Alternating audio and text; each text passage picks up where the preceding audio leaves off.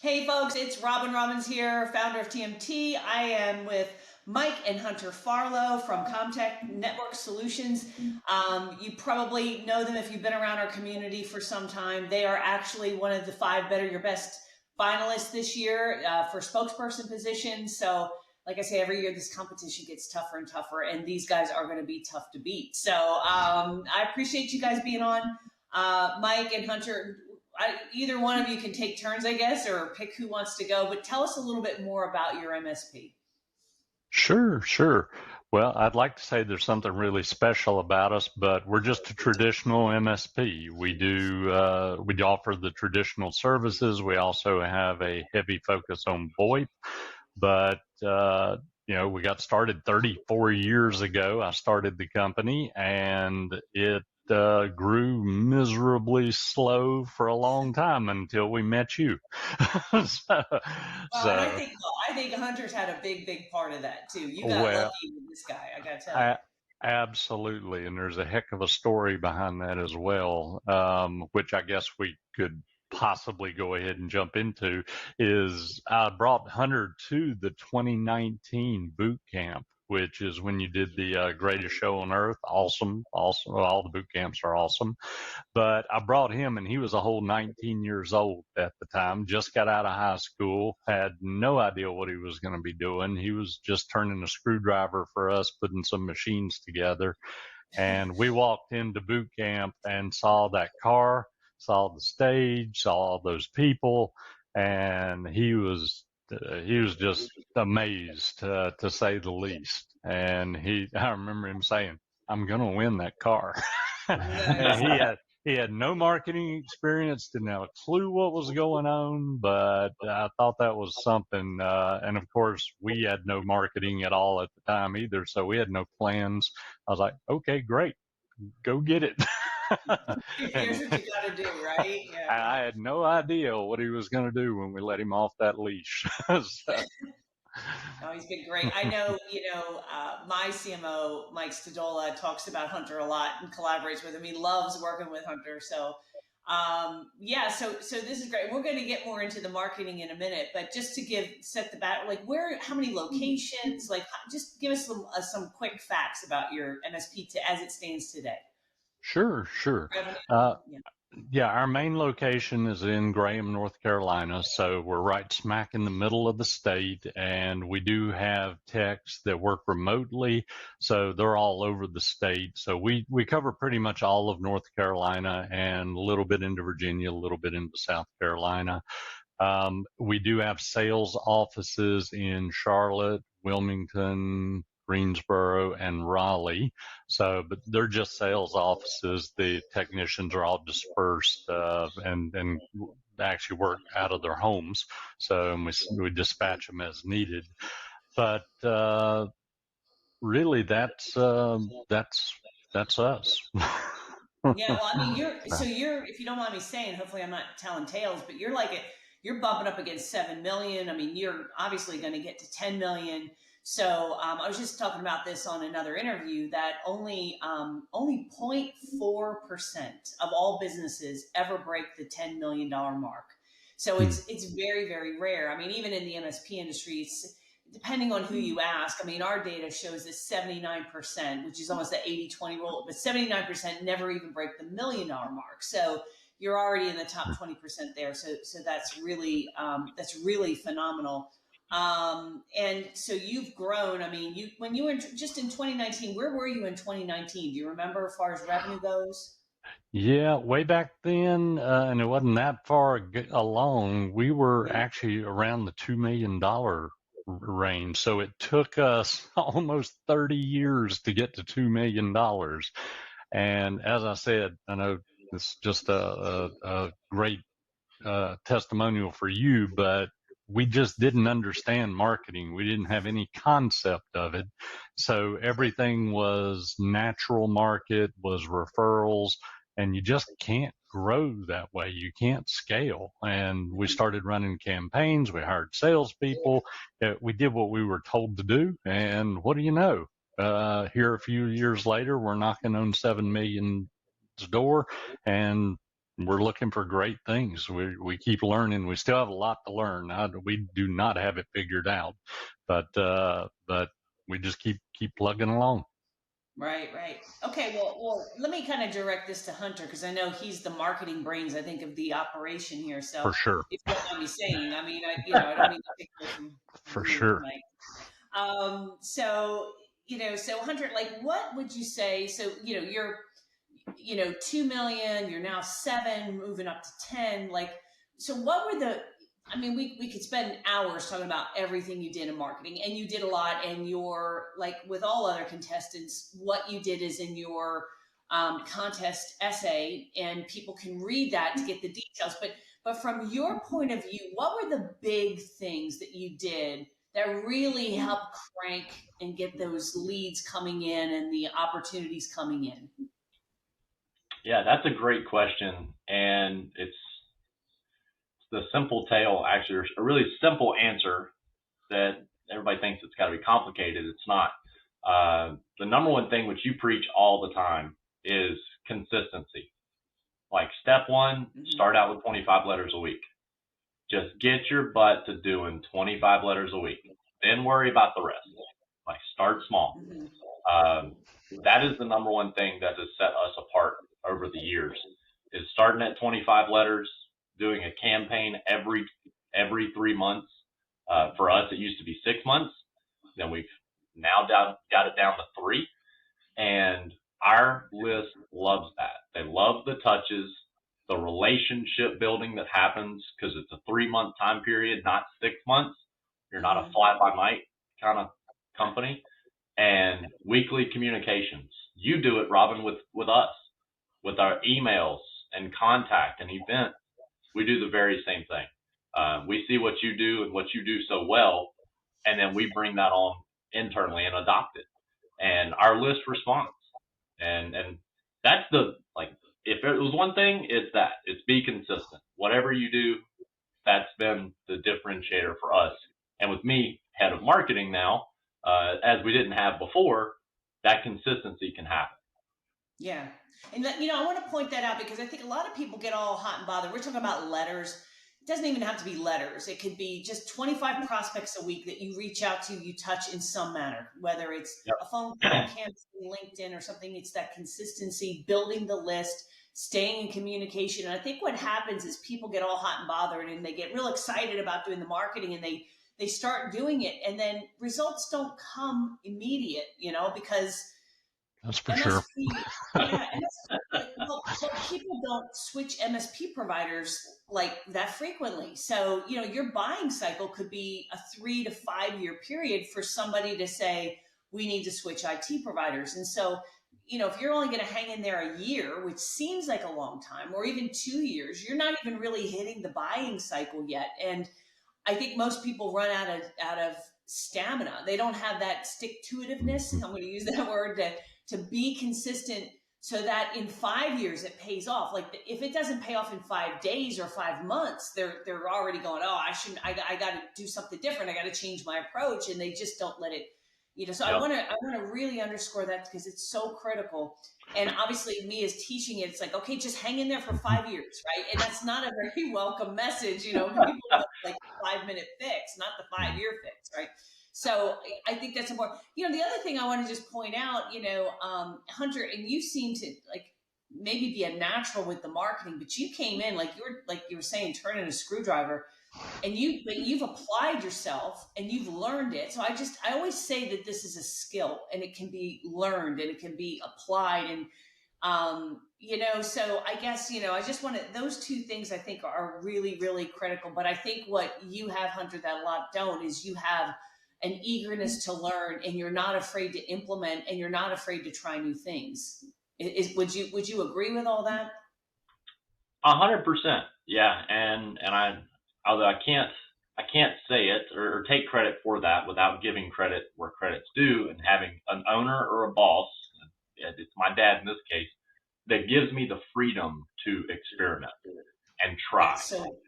That's so important. I'm glad. And that is the key to our success. Not everything is winners, as you see in our essay. Like we tried our own campaign, thought it was going to be great. ended up being an epic fail. But we went away a little bit from the proven campaigns that worked, and it, got us right back on track. And he, of course, gives me reign though to experiment, to try, see what works. And if there's a process that works, like yours, we just follow it, and then we get the results. Mm-hmm. Yeah, you either earn or you learn, right? I mean, that's really the That's bottom right. line. You earn or you learn. So, one campaign that you guys have done, and I got to give credit where credit's due. Sean Buck, Newsletter Pro, he's a friend of mine. He does the newsletters for a lot of members.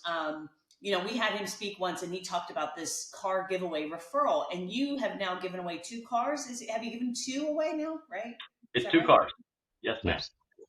I know you'll talk about this. I know it's going to be on the essay. I know we'll give people, but just high level, what is this campaign and why does it work so well?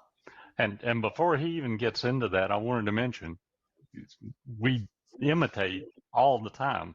Where did he learn that? The very first boot camp he went to, he was like, we need to give away a car. We need to win that car, and we need to give away a car. And I'm like, you got to be out of your mind. But It's like, I haven't even bought myself a new car. What do you mean giving yeah, away a car? exactly. We're barely getting by. So Hunter, tell him about the car giveaway. So both of them. Yeah, the inspiration, you're right. The inspiration came from seeing boot camp and seeing the car. And as much of a hook it is and a magnet, at least it was for us, for your event, we said, well, what if we did the same thing? That sounds like a crazy idea nobody's ever done before. But is it really that crazy when you do it by the numbers? And after we looked at it, we said, no, we could give away a Tesla. It's like $45,000, something like that, and see how it goes. And expect to pay off in 3 years. It's a long-term play. And everyone went nuts over it. Like, you give me the opportunity to win a car just by telling somebody else about your company? Like, I'm in. Join the boat. Let's go. So that was easy. And it just became a very high, like a big magnet we didn't expect. And folks would come out of the woodworks. So we gave away the Tesla back in 2020. It went very, very well. And then we said, let's see if it'll scale. If we spend 45,000 and we get 10,000 a month, can we spend 100 and some thousand and really get exponential results? We didn't quite get that to what we were expecting, but it's because the buying cycle is different. We went upstream on our target market, and it takes, sometimes you don't hit those folks in the right time with the timeline you've set. And that was our smoke and mirrors, if you will, of not hitting our personal goals for that. But we did in 2023 give away a Corvette convertible. I mean, we spent over $100,000 on the thing, and it was a magnet, and it worked. And now that is separated us from our competition. When we go into new conferences, new lists, have talks and conversations with people, we lead it with, we give away cars. Like, that's a difference. It's a difference. It's memorable. And I think that's the thing. You want to really stand out and be memorable. So just so everyone who's watching this, obviously at boot camp and in the package we'll have more details, but as you refer people, you get entries into a drawing to win this car. And it sounds crazy, but when you really look at the math, as long as you just, there's a strategy to this, it's not like just give away a car for some referrals. Like, there's a whole strategy. So we're not going to get into that because I know you're going to, we're going to have it in your entry package. Everybody who's coming to boot camp. So one thing, there's going to be people at boot camp that have never been here before.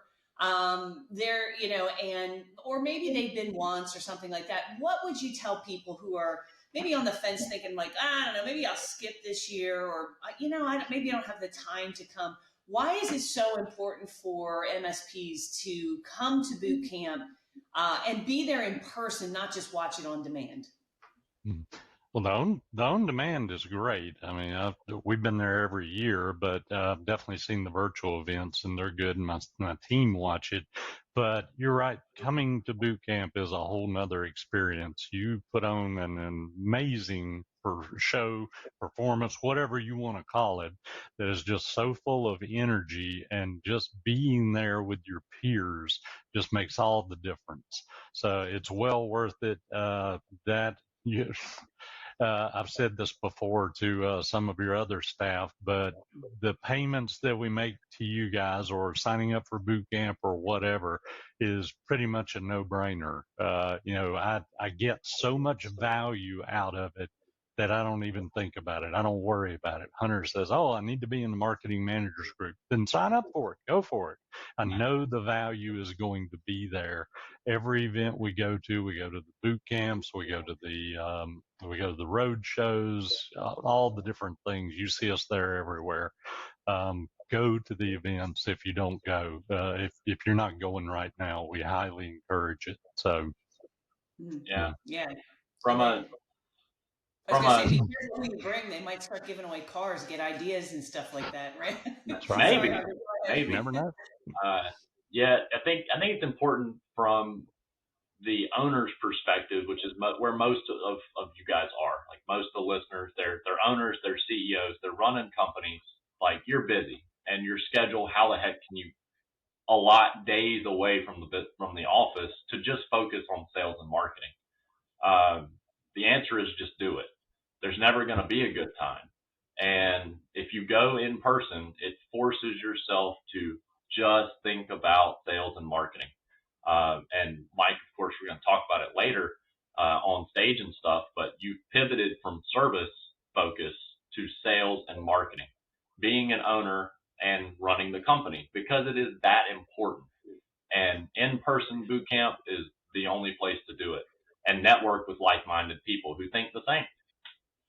Yeah, I hear that a lot from people that are like, "Hey, Robin, we love what you do on stage, so don't take this as an insult, but we get as much, sometimes more, from the hallway conversations, just the energy in the room, like you're talking about. Like, everybody's there. It's I think it's pretty fun. We have good speakers. It's very energizing, and we forget, as business owners, we get beat down every day with problems after problem. We're fighting gravity every day because you're trying to grow, and anytime you're trying to grow, you're going to hit resistance, and it can exhaust you. And I think going to events like that, where you talk to other people, who are doing better, and you can figure out, okay, they say something, they give you that idea, they give you that insight that can be the difference. It's like, it's the tiny hinge that swings a big door, kind of thing, and I for my whole life, I've always experienced that as well. And I get ideas like from you guys, like your stopwatch campaign, which we won't get into right now because I want people to read that. But I love that idea. I mean, that, like, everybody should like read the entry package. You'll get it immediately. And I love that you take the ideas that we give you and the members and you plus it. That's really, I think, when you put something out there and people like you are like, okay, I got the idea. Let me imitate before I innovate. But then once I got it going, let me try this and tweak it this way and try it. And that's where real big breakthroughs can happen, and I think that's why you want to come to events, because people have all the ideas. We none of us have all the ideas, and being in a room like that's really important. So I'm excited. Who's on stage? Are you gonna co-present, or is it gonna be Hunter, or what's we're going to co-present, but I'm not going to subject everybody to me being the spokesperson. Hunter will be the spokesperson if we get lucky enough to win. But we're going to tag team it on stage. So, because it was a tag team effort, I could not have done this without him, and it wouldn't be right to not have him on stage at the same time. So, yeah. Well, if he wins, he'd be the youngest Better Your Best winner ever in the history of TMT. So I'm very excited that, of course, it's not up to me. The audience votes. Like, I pick the company, we pick the 5, the audience. It's like picking your favorite child. Yeah. It's like, I let the audience pick, decide. I know I'm his dad, but I think he does deserve it, because I've never seen anybody work like this guy has to put this program together. It's incredible. So very good. All right. It's going to be a fun time. Very much looking forward to it. Yeah. Awesome. Well, I appreciate you both, and we'll see you guys all at boot camp. Okay. Thank you, Robin.